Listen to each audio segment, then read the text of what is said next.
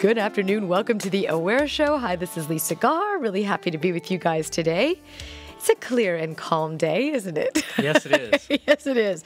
All right. Did you know that every soul has a goal, first of all? And that's the philosophy of the man's voice you just heard, Aiden Chase. Aiden is a third-generation healer, and he is an amazing intuitive. And he has a goal here. His soul's goal is to help people to integrate the mind, body, and spirit. Commonly, he sees people that are developed maybe in one area or slightly out of balance in another or extremely out of balance in another. And I'm sure you've seen people like that too in your lives, or maybe this is you. As you're going about your day, you're thinking, well, I'm too much involved in my head, or I'm too much involved in the clouds. You know, the idea that Aiden is talking about is integrating all three of our centers, our mind, our body, our soul. And he is also a channel and a healer, and I'm excited to have a channel and a healer back on the Aware Show. We haven't done this for a little while. So thanks for breaking that ice for us again. Great. Thanks for having me. Yeah, welcome. And we're going to take your calls a little bit later on, too, here at the station. So get ready to ask some questions. But I first of all want to ask you, Aiden, what do you mean by our souls have a goal? What does that mean? I believe when we're born, we have a mission to accomplish. It's really lessons or things we need to learn in this lifetime. And I feel like we predetermine this before we're born. It's like this lifetime's going to be about this.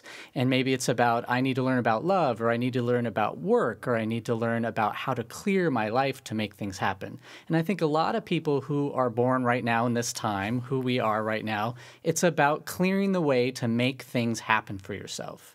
So that's really the goal of what's happening right now. Can you deny it or change it, that goal? Well, I think it grows and it changes as you grow and change. I think we do have the free will to edit, but I think there's basic lessons that we all see. We can see people who have the same issue over and over and over, and either they get it and they move on, or sometimes they don't. And so my goal is to help people figure that out so they can move on to the new lessons and have maybe happier times, happier life, more bounties. So these are lessons more than vocations. Like rather than you come in to be a teacher, you always be a teacher. You're talking about you come in to help people. Like to be a helper, right? Right, exactly, okay. Yeah. Yep, I totally understand that. So how do you help people do this, balance that mind, body, spirit combination? Well, first of all, I'm a born energy healer. I think I became more of a healer after a health crisis I had personally that taught me okay, I know how to really do this, and I can help people do the same. Can you tell me a little bit about that? Sure. I was always been a healer my whole life. I think I worked on my family. My mom's a healer. My grandmother's a healer as well.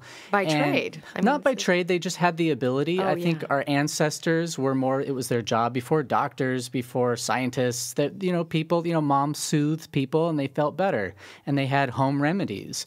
And the healers have always been around since the beginning of time. I think just the last few hundred years, we've kind of forgotten about that since technology. Forgotten that we are connected to energy, connected to our spirits, and now it's coming back, which is great. And that's why I'm here talking. Okay, well, no, that's exactly right. So you also have been in the Hollywood area. That's kind of where your base is. Yes. And I noticed from your website, the aidenchase.com, it said the Hollywood healer. And I was wondering why. What does that mean? What does the Hollywood healer mean? Well, a big part of my work with my psychic, intuitive, and energy healing work has been in Hollywood. Producers, directors, actors, all the people connected with it. And what I found as time has gone by is it's really infusing some light and love into people's projects so they can fulfill their mission, first of all, but at the same time, bring light to the world. And so that's what I've been doing for several years now, and it's a big part of my business. Well, can we talk about getting some of the more spiritual aspects into Hollywood? Right. The Sixth Sense was great, and it doesn't have to specifically be about, paranormal. Right. I'm talking that's where it's been paranormal. And that's okay because it helps people's belief systems. But what about personal development on television? Exactly. Yeah, we've seen this big reality boom, but more of it is for show, or is for fun or being extreme versus really helping people. And it's exploitation also was a lot of it. So how do you get to? I mean, where does it stop exploiting people, cheating on people, and where does it start healing relationships? I mean, Where does that go? Well, how do you get that into? Well, exactly. Am I ranting here? No, it's Sorry. good. Well, I believe it's like we all, like talking now, we're planting seeds. Okay. And hopefully in some places they'll grow and become beautiful trees that shade and nourish and feed people and all those things. So it's about, we can just throw the seeds out and people can take them and nourish them, or they don't. And we just hope they do. And some of it is happening. What about when a person who maybe is an actor or an actress or really has a passion and a talent, but just cannot get that break? Right. What do you tell that person? Well, in my work, I look for the energetic blocks. And so we look where in your life, mind, body, spirit, is blocking this path from happening. Or is this really what you really want? Is there a version of being an actress or an actor that you can find in another place that will fulfill that drive you have within you? Or maybe it's to be a superstar and we help clear the path, like clear the jungle, so we can see closely, visualize that beautiful future that's awaiting for you that you want and help you get there and make each step and each choice to help you get there. And also, you and I had a great conversation the other day about kind of watching those signs along the way. The symbols are very strong, and I, since you've said that, have been looking at those symbols. Oh, great. Again, they're there. Give me an example of a few symbols that people sometimes miss that give us a lot of guidance. I think we miss them all day long. I think I do too. Life is busy and we have to get here and there and we're focused. And sometimes when we're so focused, we end up missing those signs and symbols like a light flashing or, something could fall off the wall or, you could suddenly get an email. You've been thinking about something like a specific topic and there's an advertisement in an email for you that confirms. And I just believe there's no accidents. There's all this great synchronicity, no coincidences. And when we pay attention to those signs that probably repeat for a lot of people, we just kind of deny them maybe, it helps us give clues to make good choices to take us on those next steps. It's interesting. There's one of those things happened to me this morning, and I didn't because of the signs you were talking about. A friend of mine is going through a divorce, and my daughter was playing with something, and out of her play purse came a card of one of the guests that I had on about helping with, it said, from breakup to breakthrough. And I'm like, wow, it just kind of fell out. It's just these little synchronicities along the way we forget. That's exactly it, yes. And even, you said, okay, so the light's flashing on and off. You could look at it as some type of electrical stimulation or not. Or you could say, this is a reason to look at what I'm saying. And what does that mean? Like, could it be right or wrong, or just pay attention? Here's an example. Maybe you're questioning, maybe I should move. Maybe I should get a new house. Okay. And you could say, I'm not sure. Well, I want to move, but is it right? And then suddenly, as you're talking about it, perhaps, maybe a phone call comes and someone says, I'm thinking about this place. And you're like, I wanted to move there. And so you can picture that and decide, well, maybe that's a clue. Some things aren't clues. We can read into things. Right. But usually they're pretty obvious. And when we look past later and look back, we go, look at all those signs and symbols that all aligned that help get me to this new place when you realize after the fact. But if we can notice in the moment, even better, like as simple as, a piece of paper shows up on your desk and it's about the topic you were working on. Or a microphone that keeps drifting down all by itself. There we go. What does that mean? It's been doing this the whole show. It just keeps drifting. Okay, so what I'm getting at here and what I've noticed in the way that you've been talking is the difference between a psychic and a healer. Right. This is, so a psychic can quote, predict, tell, those, whatever. A healer is different, right? Sure. What I like to call psychiness or intuitive, I call myself an intuitive and a healer, mainly healer intuitive.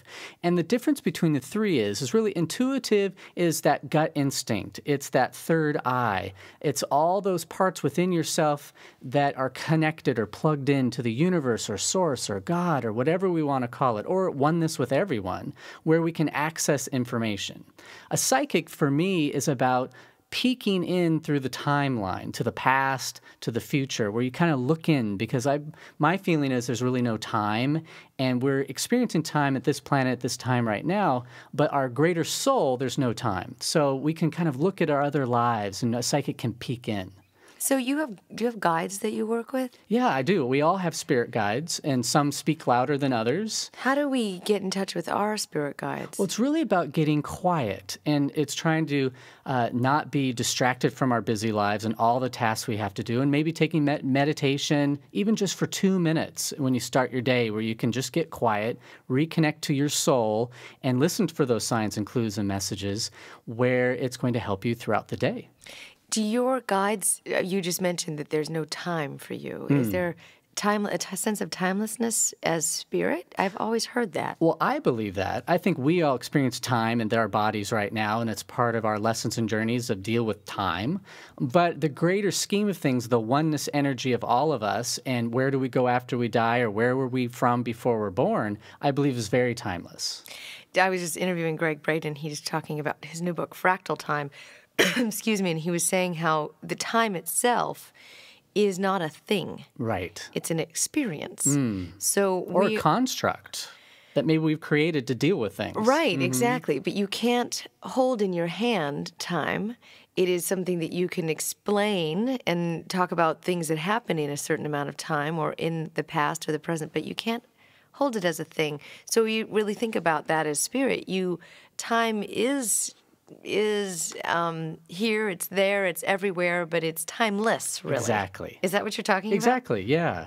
And that brings us to healing frequency. What is healing? I believe healing is love. It's connecting to frequencies of love. Like when your mom soothes you when you felt sick and suddenly felt a little better, and then your body tuned in like, oh, I can get better, and then you heal yourself. So a healer, is, especially for me, I can speak for myself, is my healing is kind of partially my DNA, partially learned, in the sense that for some reason my family lineage is able to connect to healing frequencies without kind of trying. And I like to call healing as a great example to explain is like colors of the rainbow. There's lots of versions of healing. There's lots of frequencies. I like to call it a frequency. So there's millions of frequencies, and like the color of a rainbow, there's millions of colors. There's the shades in between. And I'm sure we've all heard of Reiki and a different kind of healing modalities, which are amazing and great. And I call them their shades of a color, perhaps. And I'm lucky enough to connect to all shades or all frequencies of healing. Kind of like here at the radio, we can tune into the radio, into a radio station like 92 or 200 or whatever the number is. And thankfully, my body and my energy field is able to naturally calibrate that. So whoever comes, if they need a frequency like a red, they'll get that frequency, or a blue, or whatever you need in that moment or that time. So that's what healing is for me. And then you mentioned DNA. Are Right. you able to look at the DNA of somebody or No, not really. connect It's with just that? kind of my own DNA of how healing works for me and how I broadcast that healing frequency or information to you, whether it's information or actual healing to some part of your life, or it's sending energy for manifesting something you wish, maybe something you desire, and we send energy to that project or thing.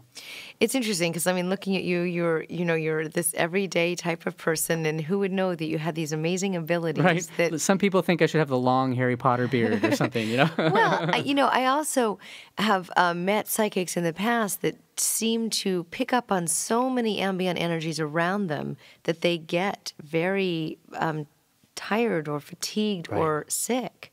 For because me, they don't that's know how not to the case. filter it. No, Yeah, no kidding. for some reason, I've just have really good boundaries. I don't know how I have that. Okay, but can you talk about that? Because yeah. that's huge. It's so Boundaries, true. Yeah.